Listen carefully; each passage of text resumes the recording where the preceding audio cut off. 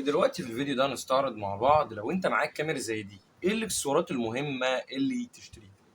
اول حاجه لو الكاميرا معاك بالشكل ده بيبقى معاك القطعه دي، لو مش معاك بتشتريها، بتتباع ليه؟ عشان بتقفل اللينس، بتحميهولك يعني من الاخر. قطعه مهمه جدا دي، لو مش موجوده معاك فهي ضروريه جدا. طيب ايه تاني ضروري جدا؟ القطعه دي ليه؟ القطعه دي مع الاضاءه ومع الشمس تركب كده، ما بتخليش الشمس تضرب في العدسه، فبتخلي لك الاضاءه حلوه. طيب ما فيش شمس، ما فيش الكلام ده، اشيلها واديها فين؟ معيش شنطه مثلا، بكل بساطه تقدر تركبها بالمقلوب كده اهي، ركبت بالشكل ده. طيب حلو. ايه تاني بتحتاجه لو انت معاك كاميرا زي دي؟ حاجه مهمه جدا جدا جدا، وهي الشنطه. بكل بساطه هتحتاج شنطه زي دي اهي. طيب الشنطه مفيده ولا لا؟ يعني بيبقى جواها جيب هنا، جيب هنا، ستراب عشان تلبس الشنطه، بيبقى جواها جيب سحري هنا، وجواها هنا القطعه دي بتتفك حسب ما تقسم الشنطه، وجواها ارضيه، وانا حاطط الحزام بتاعها في الارضيه عشان ما بستعملوش. طيب تخزن الكاميرا جواها ازاي؟ في كذا طريقه طبعا. اول طريقه ان انت تحط الكاميرا كده اهي، هتبقى ماسكه في الاستراب وتثبتها. طيب دي لو انت شايلها في الشنطه او في ضغط على الشنطه، انت كده خابط على ايه؟ على الكاميرا. تمام. بس دي طريقه.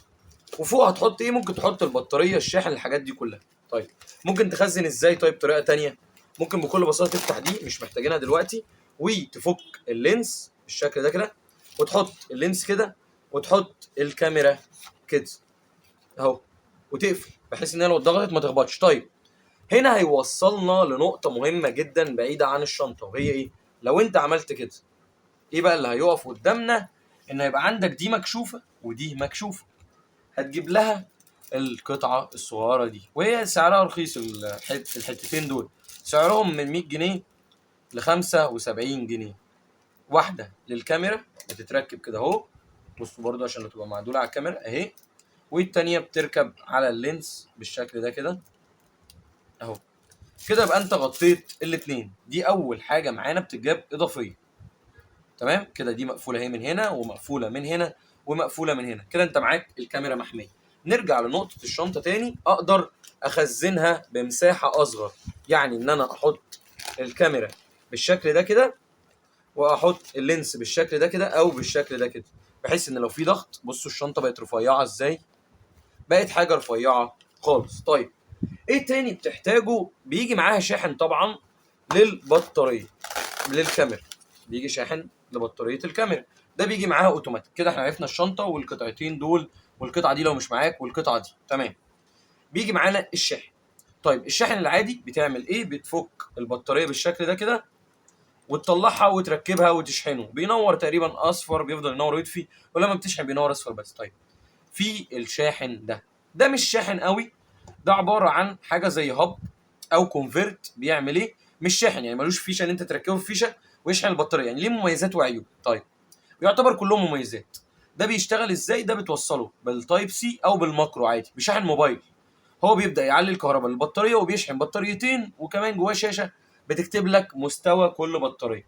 فممكن يبقى بالنسبه لك ميزه او عيب. انا بالنسبه لي ميزه، مش فارق معايا ان هو ما بيتركبش في فيشه، اركبه على شاحن. وايه الميزه الثانيه؟ ممكن تشحن بطاريه الكاميرا عن طريق باور بانك بواسطه ده، مش هتحتاج بقى ان انت تحتاج كهرباء، كانه موبايل. طيب هنيجي هنا نجربه. لو ركبنا كده الوصله هتلاقوه نور معانا، مش باين ان في بطاريات، ده غير ان ده بيشحن بطاريتين، التاني ما بيشحنش غير بطاريه واحده. بصوا بقى هو ايه، دخل في وضع السليب ومنور برده البطاريتين اهم، وكاتب ان فاضيين. اول ما اركب البطاريه هينور معايا ان البطاريه دي، ويبدا يعمل ايه؟ هو شايفين بيبدا من تحت، اول ما هنا البطاريه كده ايه، ناقصه شرطه واحده بس. بصوا هو معرفني ان البطاريه فاضل لها شرطه وتتملي، واخدين بالكم؟ اول ما بتتملي هو اوتوماتيك بيفصل الكهرباء، وزي ما شفتوا الشاشه طفت بتطفي. فده بيحمي لك البطاريه عن الشاحن الثاني، وتشحن منه بطاريتين عشان لو معاك بطاريه احتياطي للكاميرا. شايفين شكله؟ تايب سي بقى او ماكرو عادي اهو. هتقول لي طب ما الشاحن الموبايل 5 فولت، البطاريه دي مثلا 7 فولت.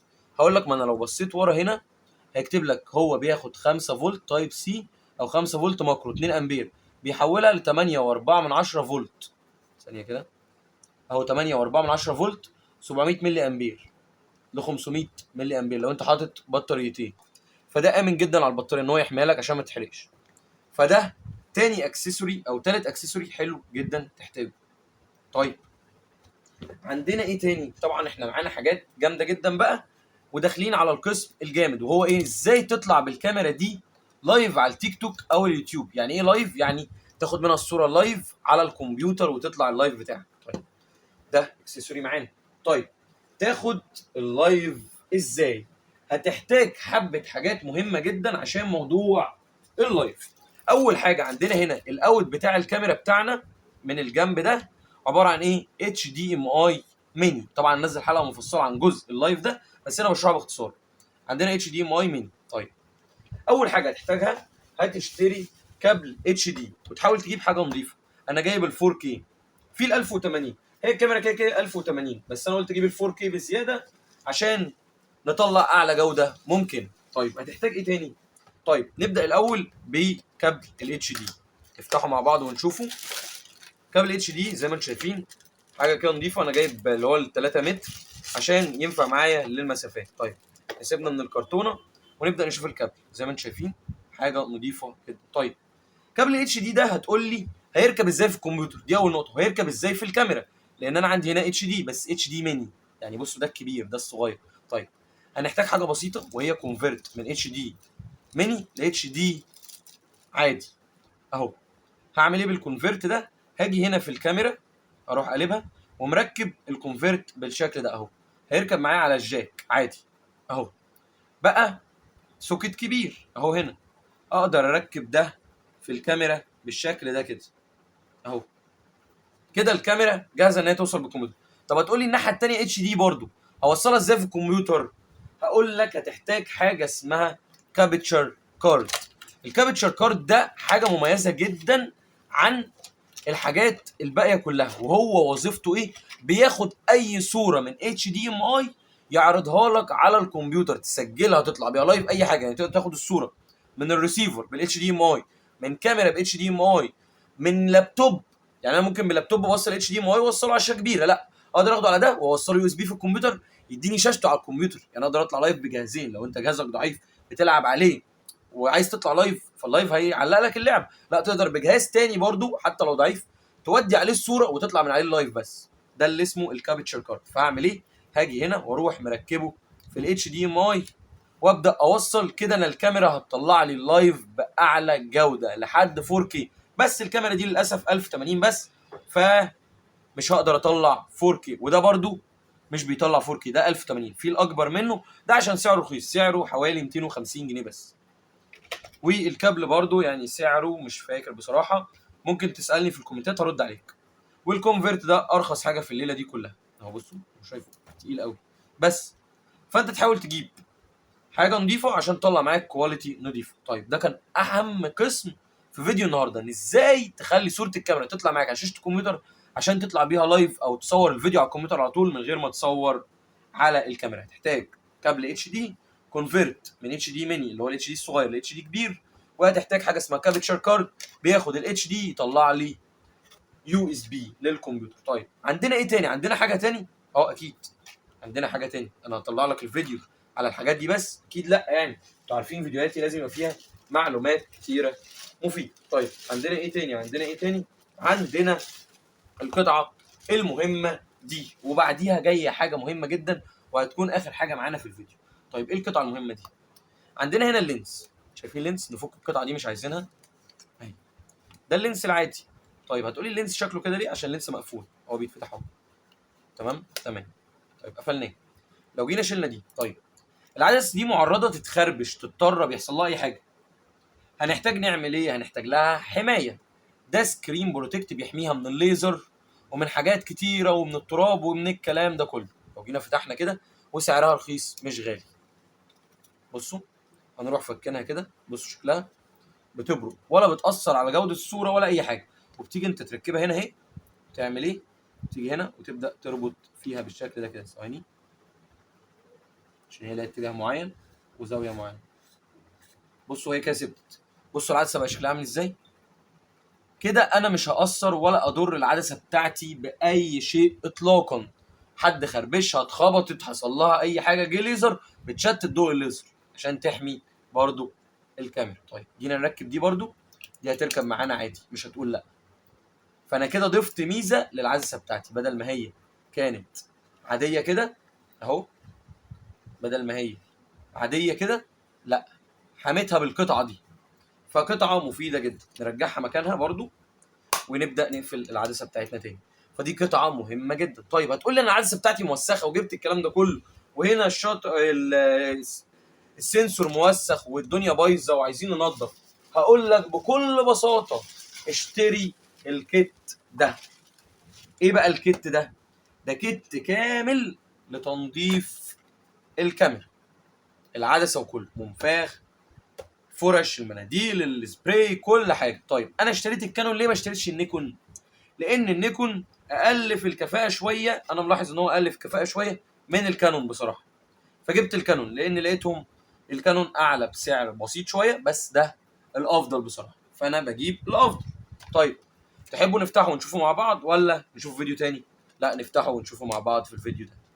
طيب هقول لكم كل حاجه بتستخدم ازاي وازاي تنضفوا السنسور وكل حاجه. معانا ايه بقى هنا؟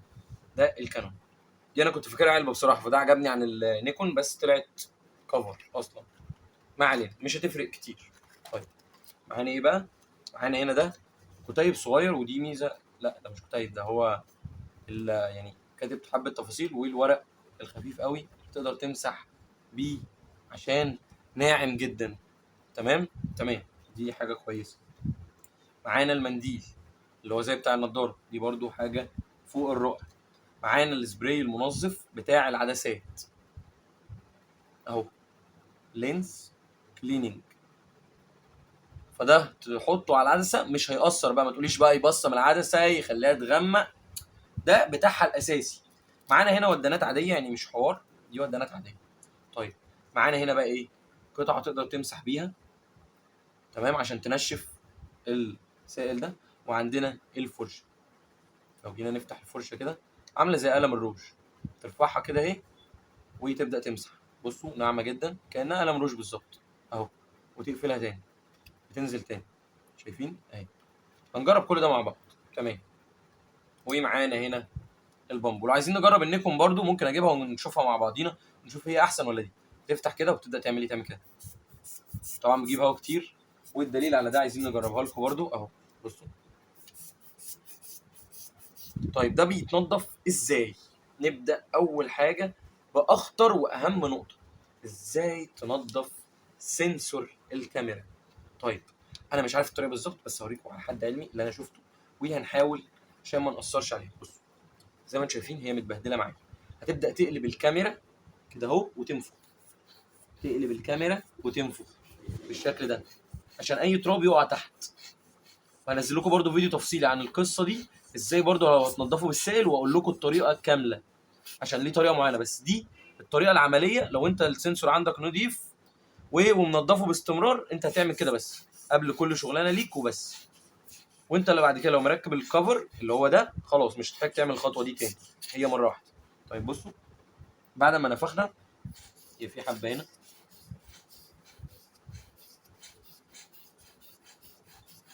بصوا بعد ما نفخنا شبه بقت بتبرق، ما فيهاش ولا نقطه اي حاجه. اوعى تيجي جنبها بمنديل، بسبراي، ده باي حاجه، اوعى. تمام اهي بصوا بقت بتبرق من جوه، مرايه. طيب نقفل بقى دي، خلاص احنا كده نضفناها، نقفلها عشان نحافظ عليها. هننضف ازاي العدسه بتاعتنا؟ هنيجي هنا نبدا نفتح، بصوا هي مبهدله ازاي. طيب نبدا بقى نجرب مع بعضينا. هنفك، نديها بخه كده، بصوا اهو بيبقى سايل. ونبدا نمسح مثلا بالمنديل الاول. بصوا بقى احنا هنبدا من ايه؟ من اول حاجه حاجه حاجه. تمام نبدا نمسح بالمنديل كده. تمام تابعوا معايا وهتفهموا كل حاجه. طيب هتقول لي هي مبصمه سن، انا هقول لك دي اول خطوه بس، دي اول خطوه بس. بعد كده نمسك القطعه دي نبدا نمشي كده. تمام عشان نشيل اي بصمات حصلت من المنديل. تمام تمام، لان المنديل مش افضل حاجه زي ما قلت. طيب عندنا حبه تراب اهو، النقط البيضاء اللي ظاهره دي، بس هي بصوا نطف، بس في نقط اهي. هنفتح قلم الروج بتاع الكاميرا، نبدا نعمل ايه؟ نعمل كده. بصوا ايه، لو عملناها بالمقلوب هتبقى افضل. ليه؟ اي حاجه هتقع تحت. وكل ما بتنضف كل ما تطلع لك كواليتي صوره افضل بكتير. بصوا بصوا، هو كده ما فيهوش اي نقطه ترابه تقريبا يعني، بس في حاجه واحده، وهي ايه بقى؟ هقول لكم عليها. بعد ما تعمل ده تقفل الكفر اللي احنا جبناه. بصوا، هي في بس مكان تبصيمه هنا اهي، مكان المنديل اهي باينه على الشمال اهي. تمام. هنعمل ايه؟ هنمسك دي ونبدا نمسحها بيها.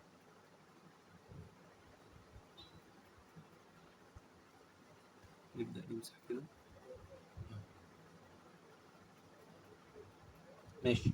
طيب، ونبدا برضو نمسح بالورق اللي معانا هنا، بالراحه بالراحه بالراحه بالراحه كده. احنا بس بنحاول نشيل البصمات اللي حصلت. في بصمه اهي برضو لسه هنا. انت مجرد ما تمسح البصمات تمشي بقلم الروج ده بتاع الكاميرا وتبقى زي الفل. في حاجه هنا بس، وانا عندي عشان عندي ضافر هبدا امشي على الاطراف.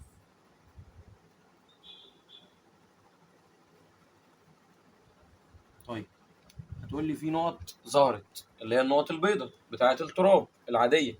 تمسك قلم الروج ده تبدا تعمل كده، ده هيشيل لك اي تراب. بص، نجرب بقى وبرده نعمل بالبامب. ليه؟ عشان نطير اي تراب برده. ده بيبقى افضل من قلم الروج. قلم الروج ده يعني الاتنين بيساعدوا بعض، كل حاجه بتساعد التانيه. بس كده.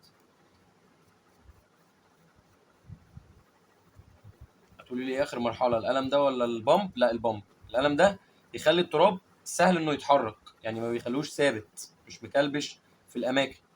بصوا، هبدا انفخ. انفخ بقى مقلوب زي ما قلنا، عشان اي حاجه تقع لتحت ما تفضلش فوق.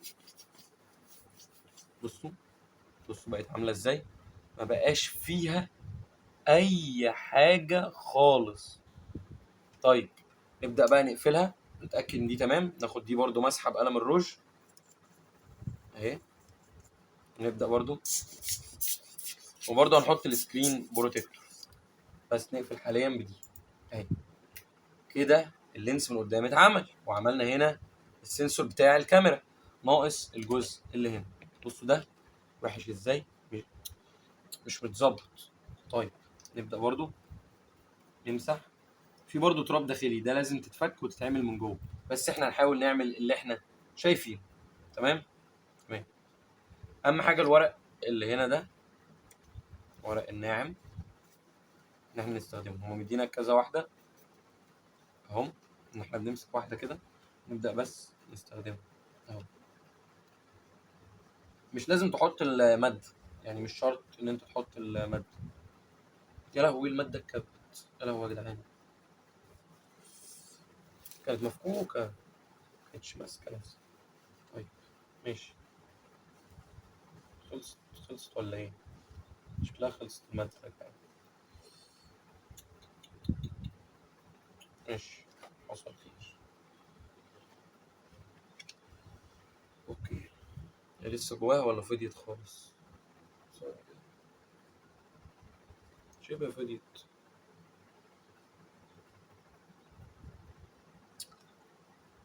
شبه فضيت. انا كده رزقكم بقى، نبقى نشتري النيكون وبرضه نتستها مع بعض، عشان المادة بتاعت العدسة خلصت. السوق كبت تقريبا كلها، مفضلش فيها غير نقطتين. انا مش عارف دي فتحت ازاي، دي كانوا سايبينها مفتوحة على كده بقى، بس انا ما لفتش، انا شديت دي يوم ما جيت فتحت. مينفعش كده خالص، ما علينا. هنبدأ بس زي ما قلنا، احنا مسحنا، نحاول كده نطير التراب. لا لسه في بصمات، لازم نشيل كل التبصيم زي ما قلنا.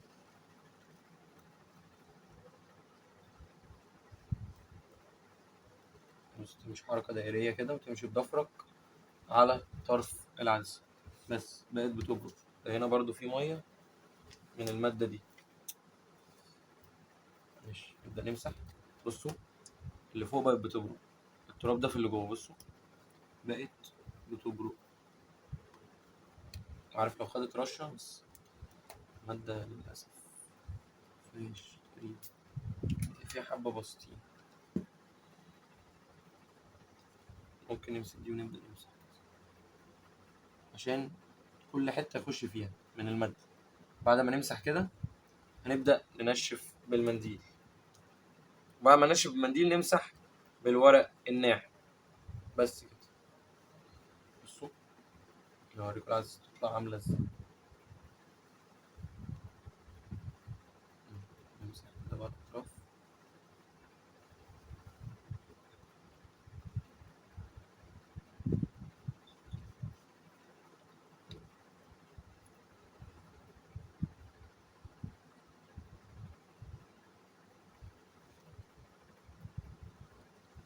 بس لو بقى حبة حتت بيضة زي ما قلنا البقية بتتمسح بدي.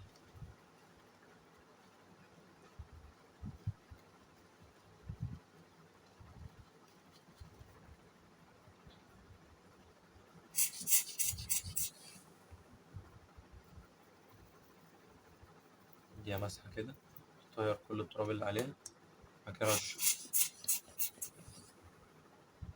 فيها سنة بصمة بس هنا في الطرف.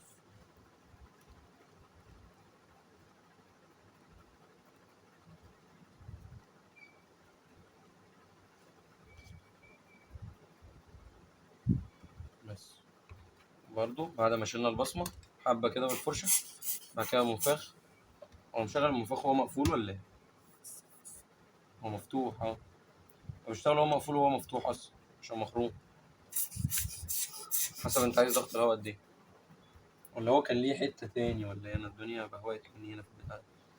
بصوا كده مبقاش فيها اي حاجة، بقت بتبرد. نروح واخدين القطعة دي وقافلينها كده. يبقى احنا كده النهارده عملنا ايه؟ راجعنا الكيت بتاع، اوعى يكون الكاميرا دي اللي جالها ميه من البيت ما جالهاش. الكيت بتاع الكاميرا الكانون اللي اتكب مننا ده اهو.